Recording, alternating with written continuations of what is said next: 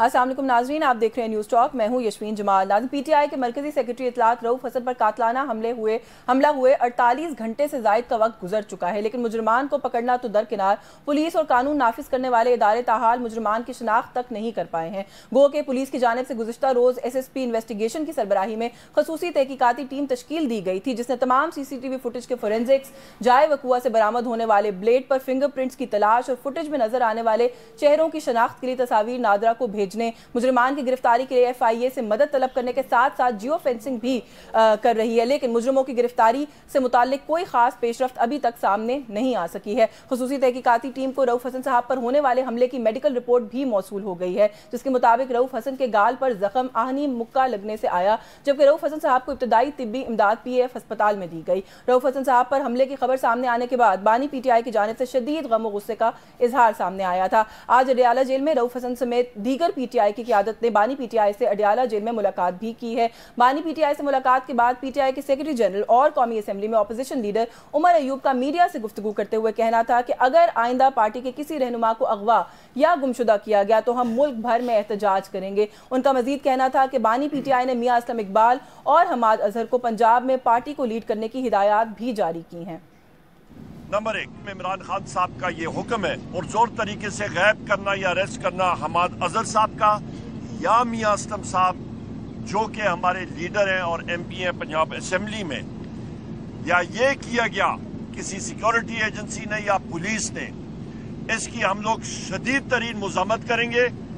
Assembly के अंदर हमारी मुज़ामत होगी और असेंबलियां नहीं चलेंगी, हम लोग सड़कों पे भी होंगे। अमन एहतजाज हमारा पूरे पाकिस्तान में होगा। नंबर 2, हमाद अजहर साहब को या फिर मियां असलम इकबाल साहब को अबडक्ट किया गया और कहीं पे लेके गए और उनसे किसी किस्म की स्टेटमेंट या फोर्स्ड इनकाउंटर उन पे किया गया, उनसे वो बयान दिया गया, तो वो हम लोग नहीं मानेंगे।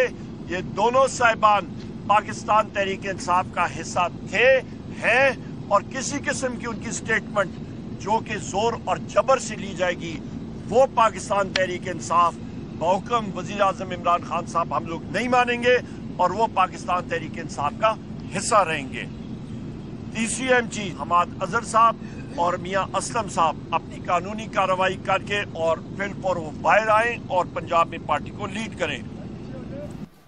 जी, जहां एक जानिब तहरीक इंसाफ की क़यादत रोड और पार्लियामेंट में एहतजाज का इंदिया दे रही है, वहीं अपोजिशन की तहरीक तहफ़्फ़ुज़ आईन पाकिस्तान भी जोर पकड़ती दिखाई दे रही है। अपोजिशन जमातों को एक प्लेटफॉर्म पर इकट्ठा करने के लिए अपोजिशन जमातों और मौलाना फजल रहमान के माबैन बर्फ पिघलना शुरू हो गई है। इस हवाले से अपोजिशन इत्तेहाद के रहनुमाओं की मौलाना फजल रहमान से उनकी रिहाइश गाह पर मुलाकात हुई। इस मुलाकात में ताल्लुकात में बेहतरी, तलखियों में कमी और राब्तों में इजाफे पर बातचीत हुई। बाद मुश्तरका प्रेस कॉन्फ्रेंस करते हुए JUIFA के सरबराह का कहना था कि मुल्की मसाइल पर मुश्तरका मौक़िफ़ इख्तियार करने के लिए सियासी माहौल भी मौजूद है और इकट्ठे मिलकर चलने की सोच से हमारा कोई इख्तिलाफ नहीं है। मौलाना का मजीद कहना था कि मौजूदा हालात में जमहूरियत अपना मुकदमा हार रही है।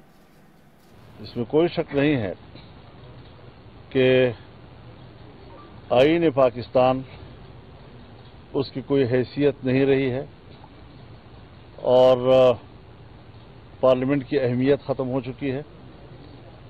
जमहूरियत अपना मुकदमा हार रहा है। आईन और जमहूरियत की बहाली का जो अलम मौलाना फजल रहमान साहब ने बुलंद किया है, वो इससे पीछे हटने को तैयार दिखाई नहीं दे रहे हैं। उनका कहना है कि जाली हुकूमत के घर भेजने के लिए किसी किस्म की कुर्बानी देने से गुरेज नहीं करेंगे। जाली हुकूमत के खात्मे के लिए चाहे जेलों में जाना पड़े या कब्रों में, हम तैयार हैं। 2018 के इलेक्शन में धांधली हुई, हमने कहा धांधली हुई। ये नहीं कि नून लीग मेरे दोस्त बन गई, पीपल पार्टी मेरे दोस्त बन गए, हमने मिलकर तहरीक चलाई। आज अगर उनकी हुकूमत आ गई तो अब मैं चुप हो जाऊं? नहीं, अगर यहाँ पर भी धांधली हुई है तो मैं आज भी कहता हूँ कि धांधली हुई है और इसको तब्दील करना पड़ेगा जी, कुर्बानियां देकर करना पड़ेगा जी, कुर्बानियां देकर, चाहे जेलों में जाना पड़े चाहे कब्रों में जाना पड़े, लेकिन कुर्बानी देकर आगे बढ़ना पड़ेगा।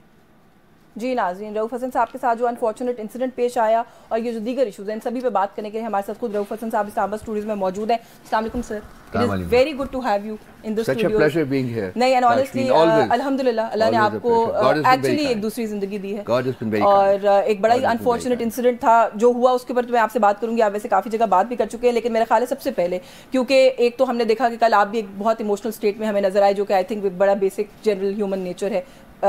بنتا ہے. خان صاحب کا بھی ہم نے سنا کہ وہ بہت غصے میں تھے کل اور بڑے ایموشنل ہوئے جب ان کو یہ خبر ملی. آپ کی آج ملاقات ہوئی ہے, تھوڑا سا اگر اس کے حوالے سے. خان صاحب نے جو انہوں نے احکامات صادر کیے ہیں وہ تو عمر ایوب صاحب نے بڑا کلیئرلی بتا دیے ہیں. ہی از ویری اینگری. وہ کہتے ہیں کہ میں اب یہ برداشت نہیں کروں گا. کہتے ہیں انہوں نے مجھے بیجا قید میں رکھا ہوا ہے, 9 مہینے ہو گئے ہیں, میں یہاں رہنے کے لیے تیار ہوں, لیکن اب میں اپنی پارٹی کے لوگوں کے اوپر اس قسم کا جو برتاؤ ہے حکومت کا یا جو بھی کہہ لیں جن کا بھی ہے وہ برداشت نہیں کروں گا. سو انہوں نے بڑا کلیئر ایک ویژن جو ہے نا وہ فیوچر کے لیے دیے. تو اس کے خد و خال جو ہیں وہ عمر ایوب صاحب نے بیان کیے ہیں. سو ہی از fully prepared to go into agitation mode. Was he relieved to see you?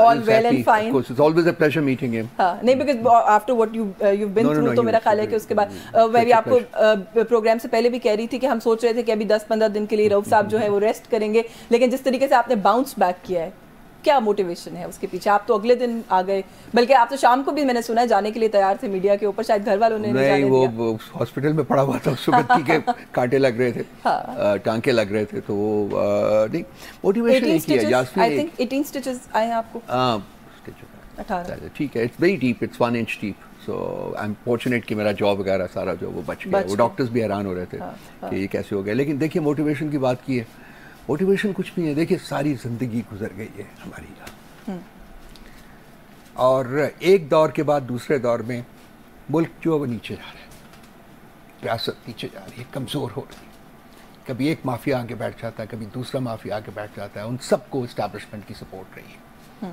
Day 1 سے اسٹیبلشمنٹ کی ڈائریکٹلی انٹرفیئر کیا ہے. دیکھیے آرم فورسز پاکستان کی ہمیں بہت عزیز ہے, ہماری پارٹی کا بھی یہ موقف ہے, ہمارا بھی انڈیویجولی بھی یہ موقف ہے کہ ہم ان کو مضبوط سے مضبوط تر دیکھنا چاہتے ہیں, اور ریاست جو بھی کر سکتی ہے ان کو کرے. لیکن ریاستیں آئین کے مطابق چلتی ہیں, ریاستیں قانون کے مطابق چلتی ہیں, ریاستیں انصاف ڈیلیور کر کے چلتی ہیں, ریاستیں ان چیزوں کی ڈینائل میں نہیں چلتی. وہ ریاستیں جو ان کی ڈینائل میں چلانے کی کوشش کی جاتی ہے وہ کمزور ہوتی ہیں. آج ہمارا وہی, ہم اسی نہج کے اوپر کھڑے ہیں. تو ہمارا ایک ہی ریکویسٹ ہے ان سے کہ جی آپ اپنے کانسٹیٹیوشن ڈومین میں رہ کے آپریٹ کریں, کوئی ایشو نہیں ہے. اور جو کانسٹیٹیوشن نے جو یہ ملک مینیج کرنے کی, چلانے کی رسپانسبلٹی جن کو دی ہوئی ہے ان کو چلانے دیں. آپ ایک امپورٹنٹ انسٹیٹیوشن ہے ملک کے, بلکہ امپورٹنٹ ترین انسٹیٹیوشن ہے. آپ کی جو رائے ہے وہ ہمیشہ شامل حال رہی ہے اور رہے گی. لیکن آپ انٹرفیئر اس طریقے سے نہیں کر سکتے کہ حکومتیں توڑیں, حکومتیں بنائیں, پرائم منسٹرز کو کک آؤٹ کریں, پرائم منسٹرز کو کک ان کریں, ڈیلز کریں, یہ کریں وہ کریں. تو یہ ایشوز جو ہیں یہ موٹیویشن ہے میری کہ میں عمر کے آخری حصے میں اگر میں کچھ کر سکتا ہوں تو وہ میں کروں گا. وہ حصہ جو ہے آپ کہتے ہیں وہ آپ ڈالیں گے. یہ جو آپ نے سارا ایک بتایا کہ کانسٹیٹیوشنل رول کیا ہے, اس کے اندر رہیں, کیسے نہیں رہا گیا کانسٹیٹیوشنل رول کے اندر, ان چیزوں پر بات کرنے کا نتیجہ ہے جو سب کچھ آپ کے کارکنان بھی فیس کر رہے ہیں, آپ کی لیڈرشپ نے بھی فیس کیا, کل آپ نے بھی پرسوں فیس کیا. بالکل دیکھیے جو لوگ ڈکٹیٹ کرنے کے, جو لوگ ملک کو چلانے کے یوزڈ ٹو ہیں, وہ نہیں چاہتے کہ وہ رول جو ہے وہ ان سے لیا جائے.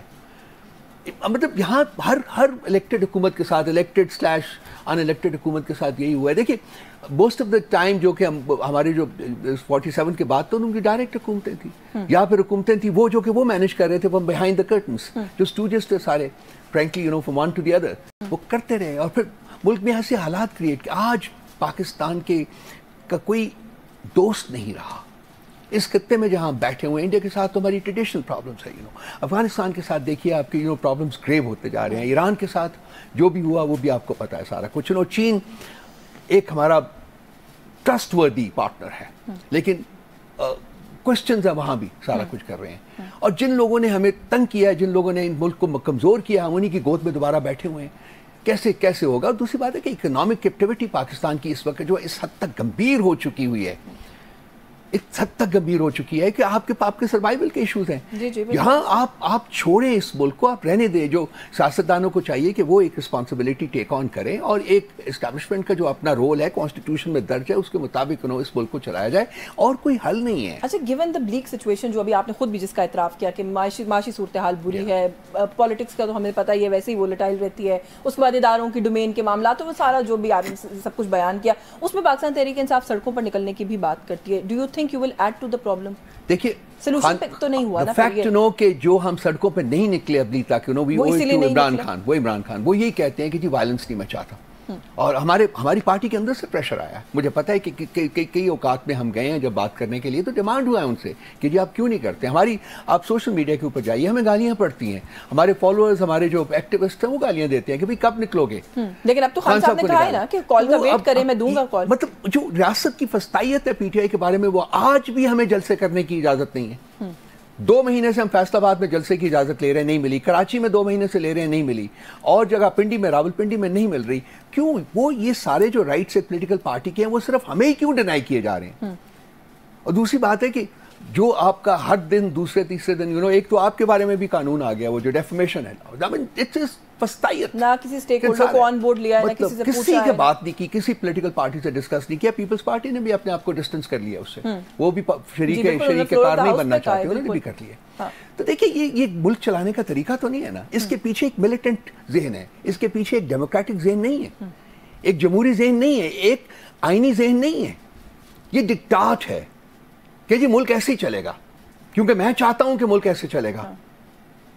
अच्छा, एक जो बात है ना कि सड़कों पर निकलना, आप कह रहे हैं कि ज़ाहिर है आप लोग पुश हो गए उस पॉइंट तक कि आप लोगों को ये करना पड़ेगा। अब शायद किसी पॉइंट पर वो नाउ और नेवर जो होता है वो हो नहीं गया सर, जो आपके साथ हुआ अभी भी नहीं निकले। अब आप ये कहते हैं, उमर अयूब साहब ने कहा कि अगर किसी और के साथ, what are we waiting for, what are you waiting for? Basically Khan साहब वो है रिलक्टेंस है उनकी, वो नहीं चाहते कि इस मुल्क में खुदा न ख्वास्ता। देखिए आज़ाद कश्मीर का एक ट्रेलर चल चुका है, अभी चला, बड़ा अनफॉर्चुनेट विजुअल्स ट्रेलर चला, और वही वहां भी मिस हैंडल हुई हैं चीजें।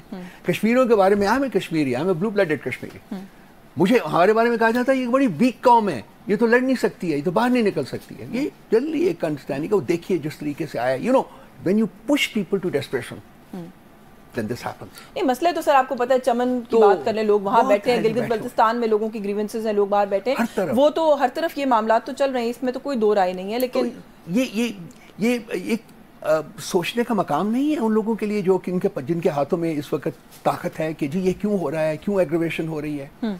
क्या चाहते हैं कि वो पाकिस्तान में भी इस किस्म की सिचुएशन क्रिएट हो? हम नहीं चाहते।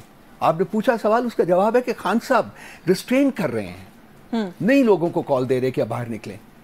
शायद आपने कहा ना नाउ और नेवर, शायद बिल्कुल सही कह रही हैं आप, लेकिन उसके बावजूद वो रिस्ट्रेन कर रहे हैं। क्योंकि देखिए इस बात तो आज उनके लहजा जो मैंने देखा है, मैंने काफी देर से ये नहीं सुना था, तो शायद उनका भी जो पैमाना इस सब्र है वो लबरेज हो रहा है कि जी अब इससे ज्यादा मैं इंतजार नहीं कर सकता। क्योंकि देखिए आपको मैंने खुद भी देखा, आपने खुद एक्सपीरियंस किया, you went through a very unfortunate situation. इसमें कोई दो राय नहीं है कि वो आए असैसिनेशन अटेम्प्ट के लिए थे। Obviously they went for my jugular। ये उनका आपने डक किया, आपने कहा राइट टाइम पे शायद आप पीछे हो गए, अल्लाह ने बचाया।